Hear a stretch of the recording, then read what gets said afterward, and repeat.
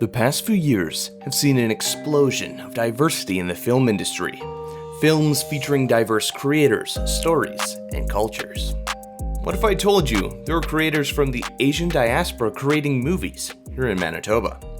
Starting May 13th, the FascinAsian Film Festival showcases films in Winnipeg and Calgary made by creators in Manitoba, across Canada, and the United States.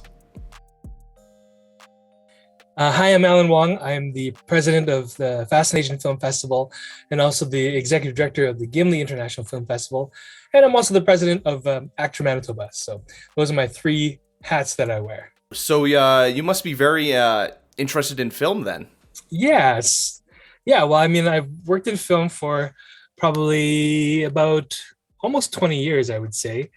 And no, actually, yeah, about 20 years. And started off as an actor, and obviously loved movies growing up. And yeah, so it's always been a goal of mine to work in the industry, and so here I am. And we're going to be talking a little bit about Asian films and the festival here. Another quick question: just what is your favorite film of all time? Just something that's like just your comfort movie. Oh man, that's a good question. Well, I always have new favorites, right? Because as new stories come out, and I'm always a fan of things that make you think and feel. Stories that inspire you, that are also like touch you in certain ways, like that are poignant or something like that, but also entertaining, right? So. I'm a huge fan of like all the superhero movies that are coming out now because I grew up on comic books, and so that's a huge deal for me to see all of my childhood come to life, basically, right? But I actually just watched Everything Everywhere All at Once, and it's fantastic. I'd say it's definitely my favorite movie that I've seen this year so far, and I've seen a lot of good movies this year. So that's like the multi-dimensional movie, right? Yeah, written and directed by what is it, A24? Daniels, and stars Michelle Yeoh and Ki Kwan, who I didn't realize this until I saw the film, but he's the actor from Indiana Jones and the Temple of Doom that played Short Round. No way. Yeah, Small world. So everybody's like, you're always wondering, whatever happened to that kid, right? And now we know. That's a good one. That's one I really want to see. I'm actually going to see The Northman. Oh, nice. Yeah, I heard good things about that. Yeah, I'm really excited. Willem Dafoe is, he's up there with some of my favorites, like him and Robert Pattinson in The Lighthouse. That was good. Yeah, The Lighthouse. That was a pretty crazy movie. It's so dark, and Robert Eggers, he's got a style, and it's fantastic. Yeah, I'm really a fan of these kind of like gritty art films that have kind of been coming out. They're just a lot of fun, very different. But yes, Marvel movies are also a really good experience. Currently going through Moon Knight when the episodes come out. Yeah. Well, that's the spectrum, right? Well, you have like independent stories that are, or independent movies that are, a little bit edgier, a little more off the wall, and then you have the very commercial, like studio-backed films that are just like, meant to be like crowd pleasers, right? You don't maybe get as much like experimentation or different perspectives with those movies, but they are entertaining, and they are meant to sort of like inspire and but then on the flip side, stuff like Everything Everywhere All at Once is actually produced by the two brothers the Russos, who did a lot of the Avengers movies. So it's executive produced by the Russos, and you can definitely tell it's got a bit of that superhero-esque type of mentality behind it.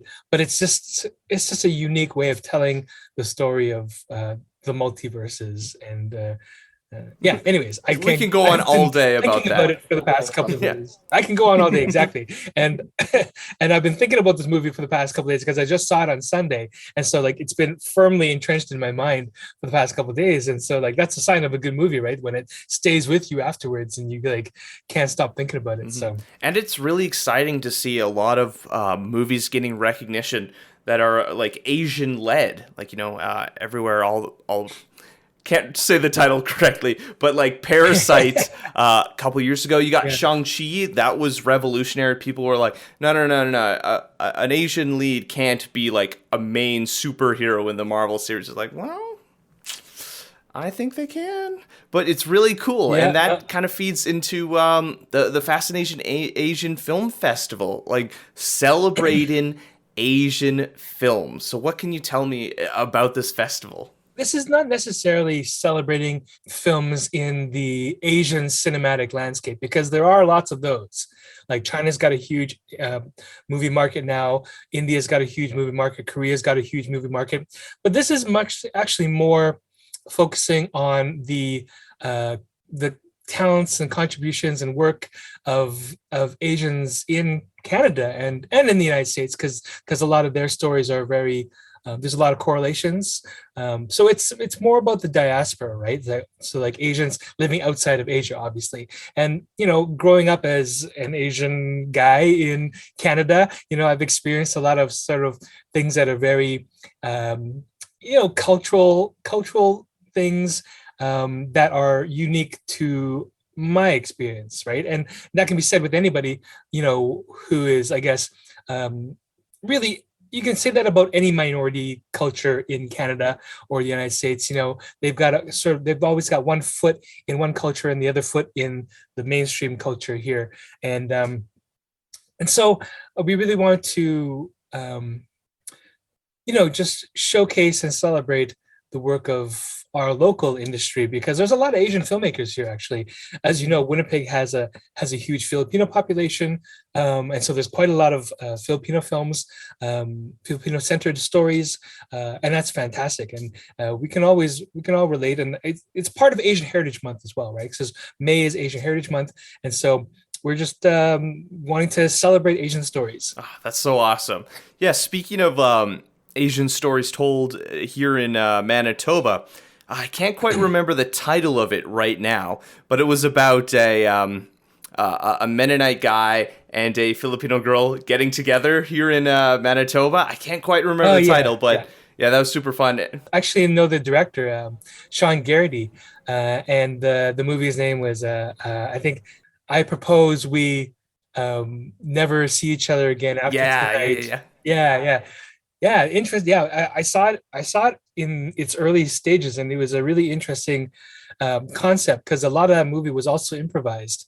So there wasn't really a script; it was just more like scene directions, and then the actors were allowed to just kind of like ad lib their lines, right? And so that was an interesting process. It's just really funny because it's kind of very similar to my life. I'm dating someone who's Filipino. I come from a Mennonite background. Actually, Winkler. Although it's like very close to Morden, so it was pretty fun. There's a lot of interesting things about the Filipino culture. I've been learning more and more about it because I've got a few Filipino friends, and the more Filipino, especially working on FascinAsian and through the Asian Heritage Society, I've made more Filipino friends over the years, and stuff about their culture is fantastic, and I love the food, and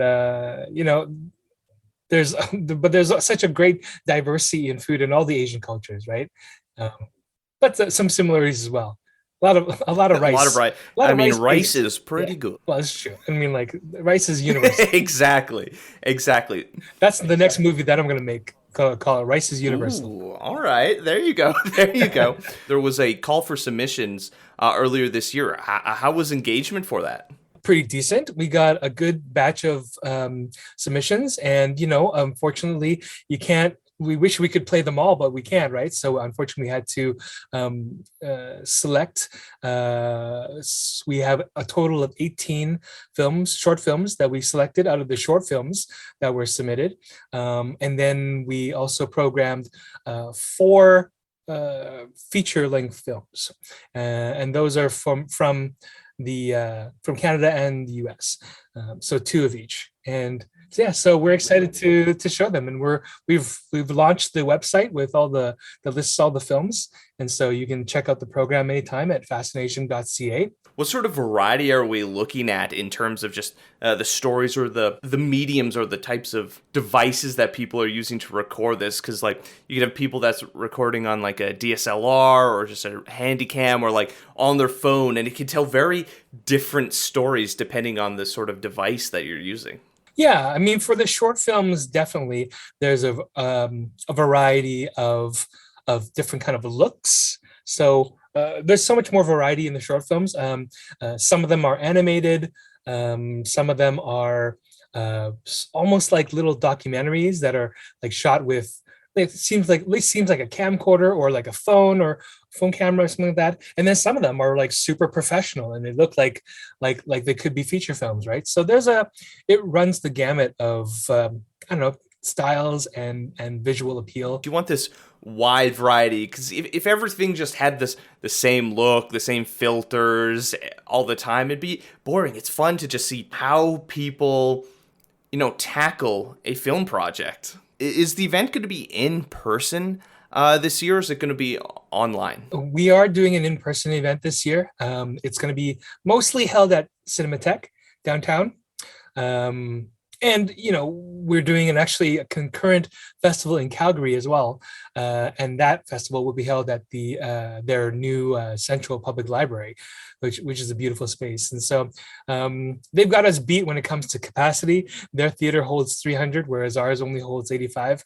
But we are also offering our films online as well. So you will be able to check out, if you can't come to the theater or you don't feel comfortable yet being in the theater or, around a lot of people, then you're more than welcome to, people can just check it out online and watch the movies at home. That must be pretty exciting to be able to hold an in-person event again, though. Yeah, we've been slowly getting out there.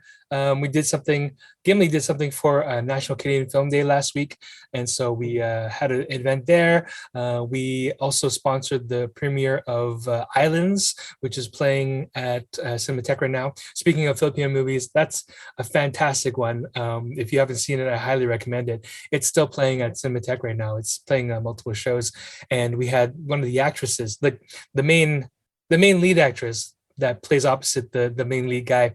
We had her come down for a live Q&A session with the director, and the director zoomed in from New York. And so it was really cool to get that hybrid virtual and in-person engagement. And it really, like, the technology now is great that it really, you can do it without really any lag at all. Like there's no problems at all, like with him zooming in and us being able to have a conversation with him and then her at the same time in the theater. So that's something that we're planning on doing actually for both Winnipeg and Calgary, is so that any Q&A that we do, the filmmakers, whether they be in LA or Toronto or Vancouver, they can zoom in, and both theaters in Winnipeg and Calgary will be able to participate in those Q&As. There was not a lot of good that happened during these pandemics, but the one good thing is, our virtual communications, our capabilities. Because, sometimes you back in the day, you'd watch some interviews from in the studio and someone would talk and they would just be, oh, yes. What were some other challenges that, setting up this festival had during the pandemic? Oh, that's a good question. I mean, we actually planned on doing this first in 2020 and obviously had to cancel because it was this March, shut everything down, April shut everything down. And we're like, okay, I guess we're not doing this because we don't know when it's going to be over, right? And then last year, we ended up getting a grant that would help to solidify the festival and really help us get it going. And so we were able to do a virtual festival last year with on a virtual platform with the help of Cinematheque. Actually, we kind of piggybacked off of their virtual platform, and then we set up so that we would stream basically all of our Q&As and live events. We would just stream them to our social media channels, so Facebook and YouTube, and it really worked out pretty well. I think a lot of people who wanted to check things out, they could. And, people weren't quite, people were pretty used to watching content online last year, right? This year, I feel like, maybe people are getting a little bit tired of it and they want to be out in person, within reason. Cinematheque still has a vaccine mandate, so you have to show proof of vaccination when you go to see movies at Cinematheque. So it'll be the same for our festival. That'll be the requirement. But obviously, if you can't come in person, you can always check things out online. Is there a particular short movie or short film that you're like, yes, this is the one to look out for? Well, our opening night film is Scarborough, which is just won the Canadian Screen Award for Best Motion Picture. It also won awards for Best Direction and acting award as well for one of the kids actually in the movie, 13-year-old Filipino kid actually named Liam Diaz, who's great in the movie. And the movie, if you've ever heard of it, it's based on a novel, critically acclaimed novel by Catherine Hernandez, and it was part of the Canada Reads, that CBC Canada Reads competition. It was part of that a few years ago, and then from that came this movie, and then now this movie's award winning as well, right? So it's going to be good. It's based on a great story. It's really about three families that from like underprivileged communities in Scarborough that are connected through a teacher and a specific kind of class. So it's really beautiful, and sometimes a little bit sad. Obviously, there's some reality in there. At the end, there's hope. And so that's what makes it beautiful. That's definitely something people should keep their eyes out for then. Why is it important to share these Asian created stories and just having a festival to celebrate them? A lot of the mainstream stuff, I mean, it's getting better. It's definitely getting better, but representation in Asian stories aren't as common. You don't really see them as much in like popular culture, but they're out there, and there are lots of people trying to tell these stories and make movies and make documentaries about Asian experiences. And so having festivals to sort of help promote that and highlight that and give those films a place to screen and be a place to be seen, I think is important. And really it's the festivals that are doing that. And it's kind of a stepping stone, right? A lot of people, if they are making their first feature or second feature, they're submitting it to festivals, and hopefully with the goal of like generating some buzz for themselves and also learning. Every movie you make is you learn something else, and you're building upon those skills that you've developed before. And I think the goal for a lot of people is obviously just to like make better projects, make better movies, elevate their craft, elevate their art, tell stories that are meaningful to them. And it doesn't always happen in a way that makes a lot of money, right? It's not commercially successful. It doesn't get picked up by a big studio or distributor and make a lot of money, but they're still worth telling because of the system that we have set up, but then again, we have movies like Everything Everywhere All at Once, where it is they did have a healthy budget, right? And they were able to do some pretty amazing things, even with the budget that they had, because even though it may not have been like a Marvel movie for sure, it definitely wasn't that high of a budget, but they were able to do some pretty amazing things with clever editing and just like clever special effects work. When you see the movie, you'll know what I mean. It's quite the feat. There's so much we can learn from different cultures' storytelling. A big criticism I have of a lot of Western films right now in terms of like action is the amount of cutting. Scene.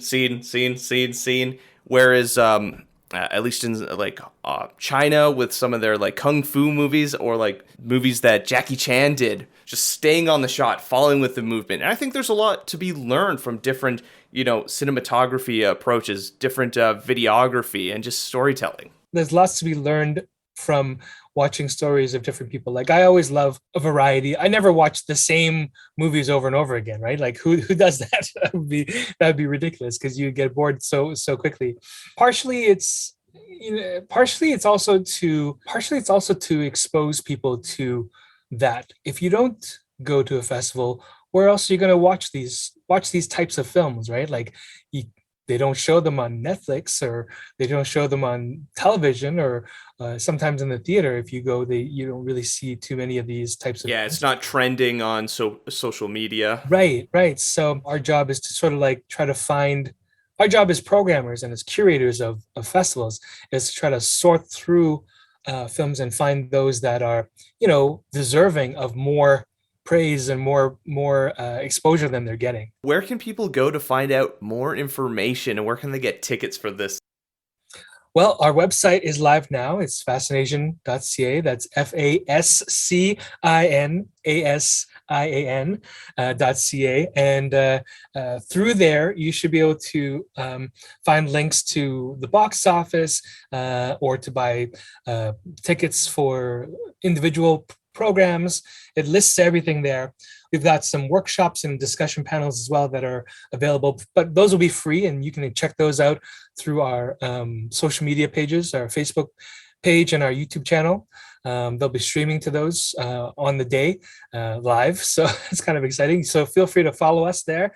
We've also got a Twitter and an Instagram that you can follow as well. So we're kind of trying to hit all the marks. We might even start a TikTok when the festival comes around, just because we know a lot of people are on TikTok now, and those little short videos are always a lot of fun to watch. Yeah, great to grab attention. Yeah, exactly. Developing the program for this year, kind of like the live and virtual models combined. Are there things that you learned that you're going to be applying to the festival moving forward? Yeah, I mean, it's definitely been a bit of a learning curve when it comes to doing both a multi-city festival as well, right? So it's been a lot of work to get everything organized. When it comes to like learning about things, I think that we're learning now in the process of organizing all this, sort of like what the tools are, right? What the tools are, and how to be efficient with our work, and how best to put everything together and make it, accessible to the public. Yeah, so I don't know if I would say I have anything major that I would change for the future. I would just be very realistic with the expectations of our work and our resources. It takes a lot of hours and people to put something like this together. And so I'm super grateful. We've got a fantastic group of volunteer organizers. We're all volunteers, putting this on. And so devoting a lot of time and effort to it. There's some people who obviously like contractors that kind of are paid for specific things, but most of the organizers themselves are volunteers. And so, yeah, it's just about making that work, and then making it so that people aren't overwhelmed, because people are always also juggling other jobs and families and other life obligations. And so that's all part of it, right? From an organizer perspective. So when does the FascinAsian Film Festival officially take place? Opening night is Friday, May 13th. We have programming on the 13th, 14th, and 15th. On Thursday, May 12th, we have a special free public screening. We're going to be doing a movie in Old Market Square, just for anybody who wants to come by and check it out. It's part of the festival, but not an official part of the festival. It's just an add-on. Yeah, exactly. Just something nice to do for the community, If you have any stories you'd like us to share, or communities we should highlight, leave a comment on our social media or reach out to us on our website.